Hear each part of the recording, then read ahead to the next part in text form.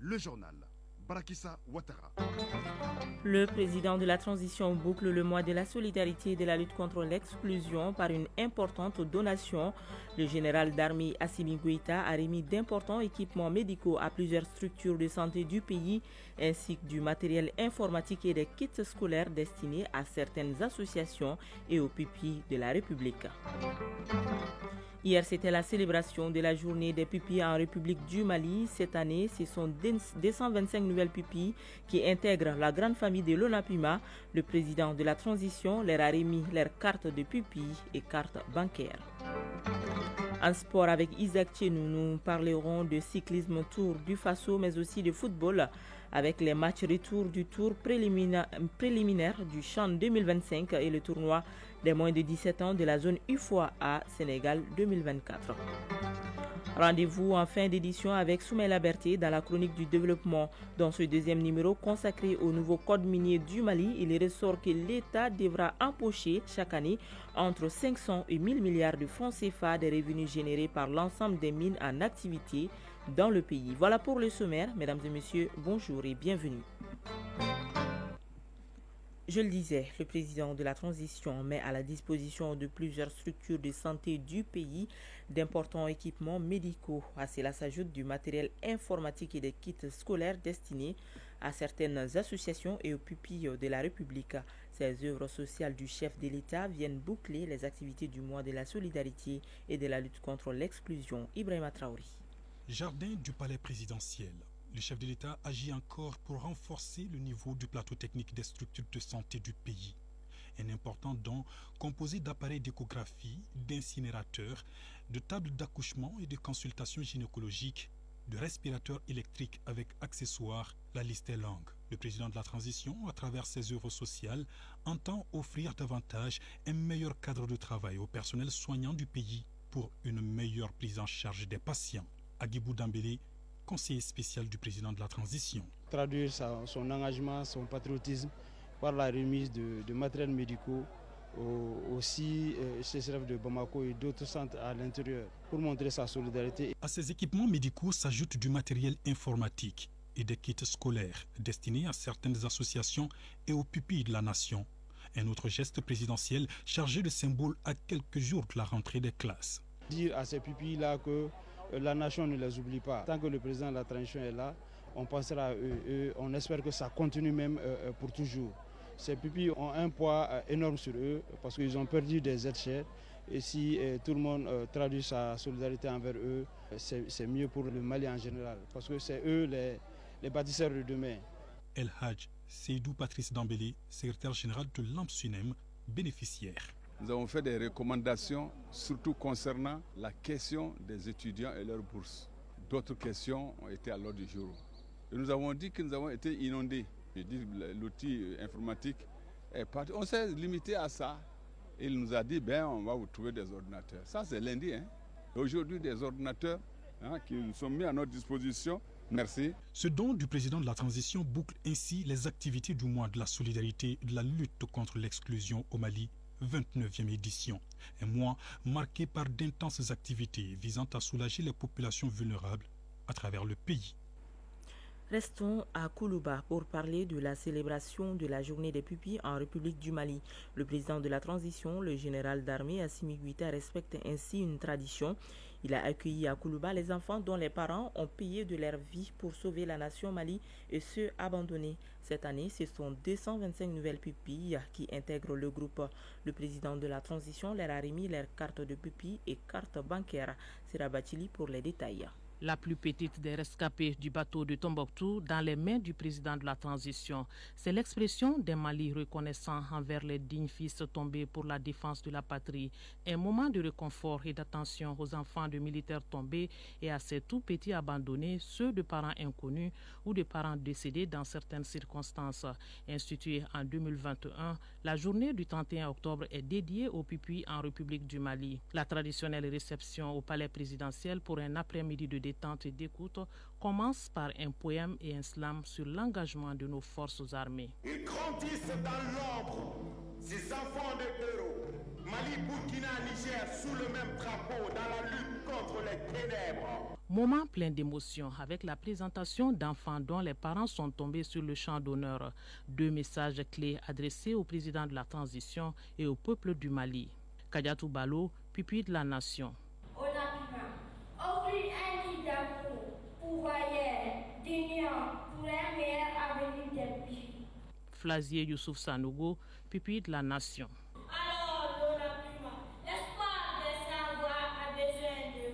Ces pupilles ont des droits que l'État restitue à la place de leurs parents. Colonel Assaba Diallo Touré, ministre de la Santé et du Développement social. Nos pupilles appartiennent à chacun d'entre nous. Leurs parents ont sacrifié leur vie pour notre sécurité. En reconnaissance de ce sacrifice, l'État leur a consacré cette journée spéciale. Ensemble, nous avons la responsabilité morale de leur offrir les meilleures chances d'un avenir brillant. Je tiens à exprimer ma gratitude à son Excellence le général d'armée Assimi Goïta, chef de l'État, pour son engagement constant en faveur de ses enfants. Sous sa direction, des actions concrètes ont été entreprises.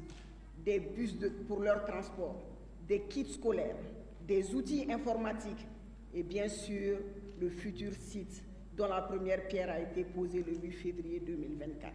Cette année, ils sont 225 nouveaux pupilles à intégrer la grande famille.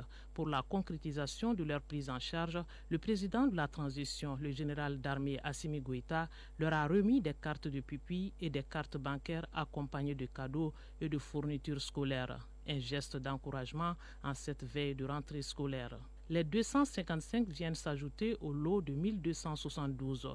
Colonel Assaba Diallo Touré, ministre de la Santé et du Développement social. Sur les 1653 pupilles, 159 sont sortis de la prise en charge et 1272 sont encore dans le parcours scolaire. À cet effet, je suis comblé de partager avec vous leur réussite, dont un taux d'admission de 57,73% au baccalauréat et de 34,29% au DF. 5 pupilles poursuivent désormais leurs études au Maroc et 10 nouveaux bacheliers ont récemment obtenu des bourses d'études au Mali.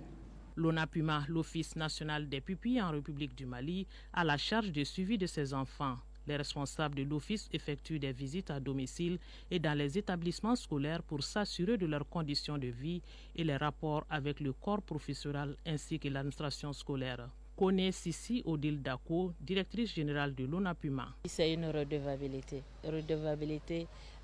vu le sacrifice qui a été consenti. Le rendez-vous annuel des pupilles est toujours immortalisé par une photo de famille avec le chef de l'État et le traditionnel tour du palais présidentiel.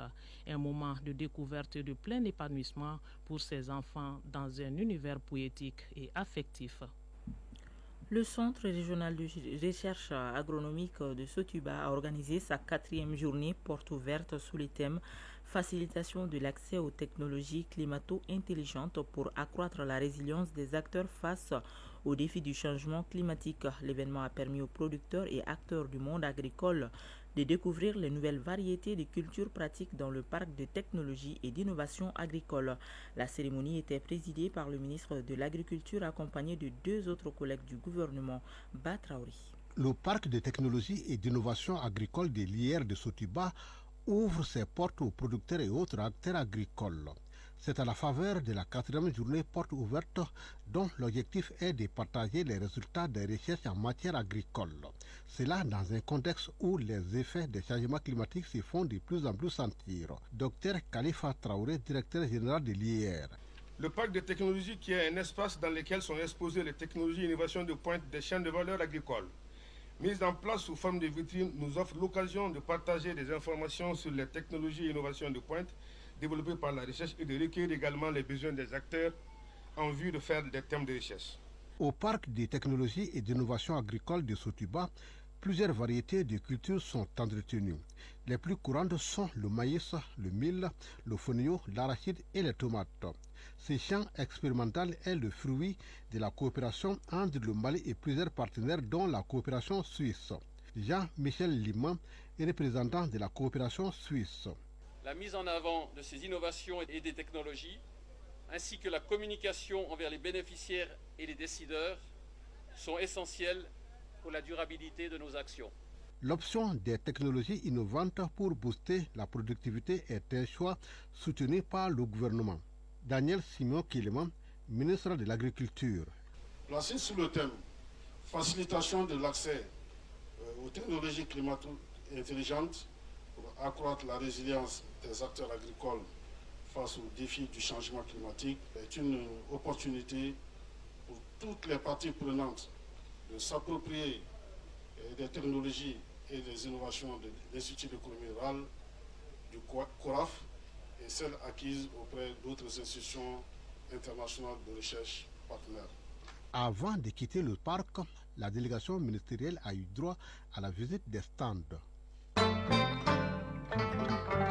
À présent, les nouvelles à l'international. Au Sénégal, le Premier ministre Ousmane Sonko et son staff en campagne pour les élections législatives ont été la cible des jets de pierre. Mercredi dernier, au centre du pays, Ousmane Sonko s'en est sorti indemne. Je vous rappelle que le siège de son parti, la PASTEF, a été attaqué en début de semaine. Au Kenya, la haute cour de Nairobi a donné hier son feu vert à l'entrée en fonction du candidat Kithure Kindiki, le nouveau vice-président. L'ancien vice-président Rigathi Gachagua, accusé et démis de ses fonctions, continue de contester sa destitution devant la haute cour, déclarant que les accusations n'étaient pas fondées et que les audiences n'étaient pas équitables.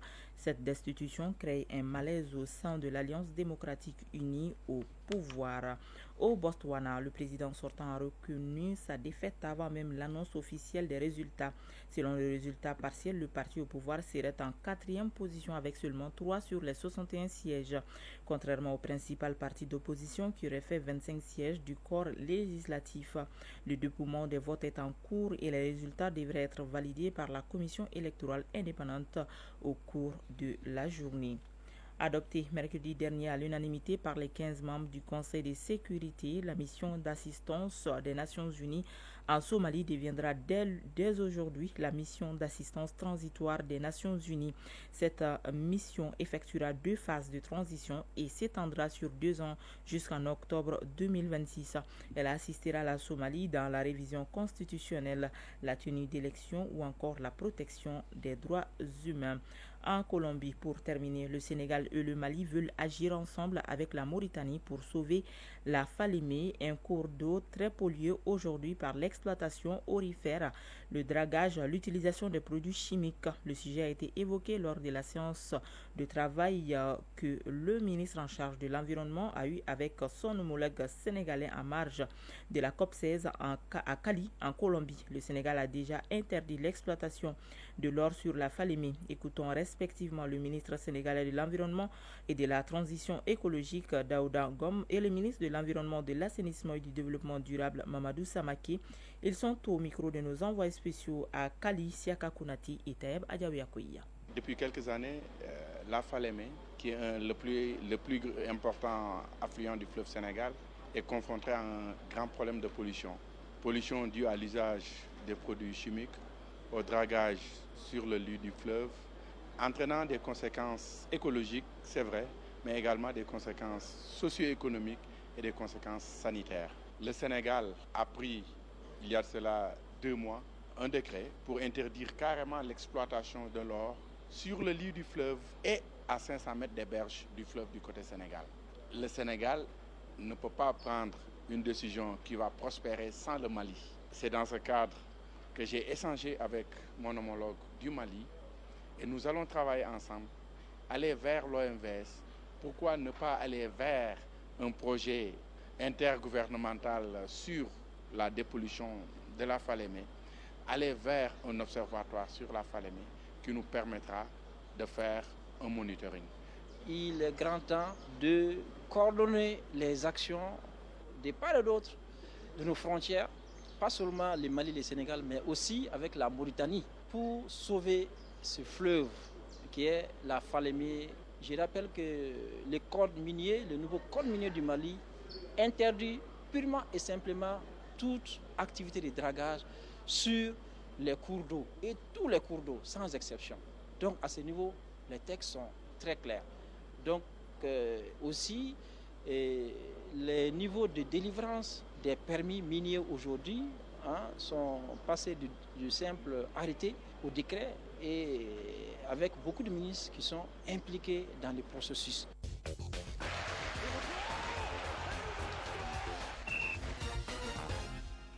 Sport, cyclisme, Tour du Faso. Le Russe Anton Popov est devenu la véritable star du Tour du Faso 2024. En football, le programme des matchs retour du Tour préliminaire du CHAN 2025 prendra fin ce week-end alors que le Mali est exempt de ce tour. Et puis, tournoi des moins de 17 ans de la zone UFOA Sénégal 2024, les demi-finales se joueront ce vendredi. Le Mali affrontera la Gambie. Le résumé de l'actualité sportive avec Isaac Chenou. Football, tournoi des moins de 17 ans de la zone UFOA Sénégal 2024. Les cadets maliens jouent cet après-midi contre la Gambie en demi-finale. Le Mali a jusqu'ici reçu un parcours sans faute. 3 matchs au temps de victoire. Le coup d'envoi est prévu pour 18h. Un peu plus tôt, lors de la première demi-finale, le Sénégal, champion d'Afrique en titre, croise le fer avec la Guinée-Bissau. Une rencontre prévue pour 16h. Les deux finalistes joueront la phase finale de la CAN des moins de 17 ans. CHAN 2025. Le programme des matchs retour du tour préliminaire ont commencé hier. Le Rwanda a battu Djibouti par 3-0. Le Rwanda passe au second tour. Déjà cet après-midi, le Libéria sera face à la Sierra Leone à partir de 16h. Demain, le programme se poursuit à 17h avec au stade Félix Houphouët-Boigny les éperviers du Togo qui joueront contre les Guépards du Bénin. Un peu plus tôt, l'Eswatini aura affaire au Zimbabwe et dimanche, il y aura Tanzanie-Soudan. Le Mali entrera dans la danse au deuxième tour et sera face à la Mauritanie. Pour rappel, les matchs allés du second tour sont prévus du 20 au 22 décembre, alors que les matchs retour sont prévus du 27 au 29 décembre. La phase finale de ce championnat d'Afrique des Nations aura lieu au Kenya, en Ouganda et en Tanzanie du 1er au 28 février 2025. En raison de l'organisation tripartite du championnat d'Afrique des Nations, l'équivalent de la CAN pour les joueurs locaux se disputera avec 19 participants, dont les 3 pays hôtes qualifiés d'office. Il en sera de même pour le Maroc, la Tunisie et la Libye qui récupèrent automatiquement les 3 places qualificatives dans la zone Afrique du Nord, puisque l'Algérie, hôte et finaliste de la précédente édition, et l'Égypte, comme à son habitude, ont fait le choix de ne pas s'inscrire pour le tournoi. Sacré en 2018 et en 2020, le Maroc avait quant à lui manqué la précédente édition sur fond de conflit diplomatique avec l'hôte algérien. Cyclisme pour terminer Tour du Faso, le Russe Anton Popov est devenu la véritable star du Tour du Faso 2024, même s'il ne remporte pas le maillot jaune. Il brille sur les différentes étapes de cette 35e édition. Il a remporté hier sa 3e étape courue entre Bobo Dioulasso et pas loin de 130 km/8. Le Marocain Mouchine Al-Kouraji conserve toujours le maillot jaune de leader après cette 7e étape. Satura Yamego reste le meilleur jeune de la compétition. Le Marocain Driss El Alouani porte le maillot vert de classement au point. La 8e étape est prévue ce vendredi et sera courue entre Ouagadougou et Yako, soit une distance de 116 800 mètres. Le Mali est présent à ce Tour du Faso. Chronique du développement.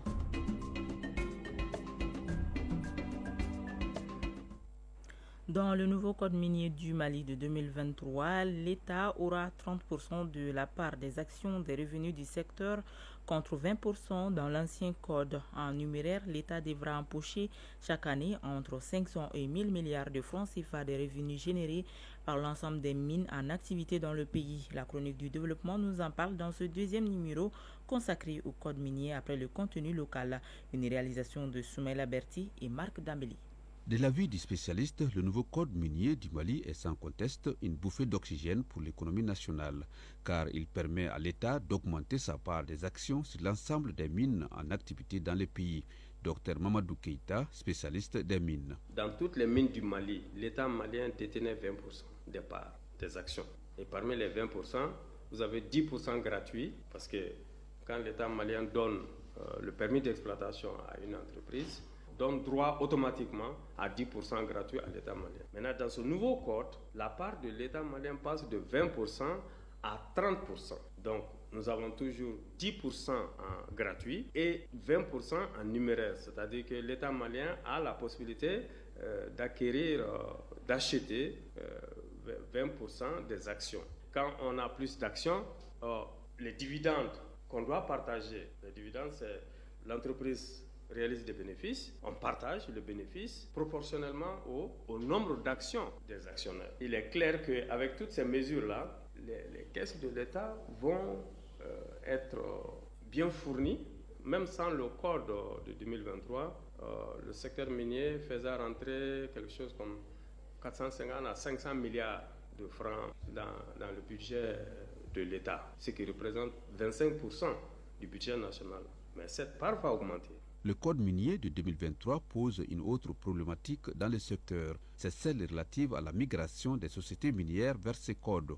Si pour les nouvelles mines, la question ne se pose pas, par contre, pour les mines dont l'activité est antérieure à ces codes, elle demeure. Présentement, on a plus de 13 mines qui sont en activité aujourd'hui au Mali.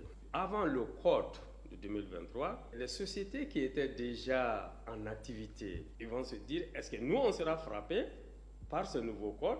Parce que ce nouveau code est venu après que nous, on a déjà signé le contrat avec l'État malien. Est-ce que la loi doit être rétroactive? Et ils n'ont pas le choix. Si vous voulez continuer vos activités normalement, je pense que vous devez vous plier aux lois du pays. Mais les nouvelles mines qui ont été créées avec le nouveau code, il n'y a aucun problème. Aussi, le nouveau code minier apporte des innovations dans la gestion de ce secteur. Il s'agit par exemple de la mise en place d'une brigade spéciale minière. Dr Mamadou Keïta, spécialiste des mines. Le code de 2023 est une révolution. Mais quand vous menez une révolution dans le secteur, il y aura des réticences. Et il y aura des tentatives de contourner ces dispositions légales. Mais comment l'État peut s'assurer que ce que le code dit est appliqué? Donc il faudra aussi des garde-fous. D'où la brigade spéciale minière, c'est des garde-fous. Et voilà des instruments qu'on veut mettre en place.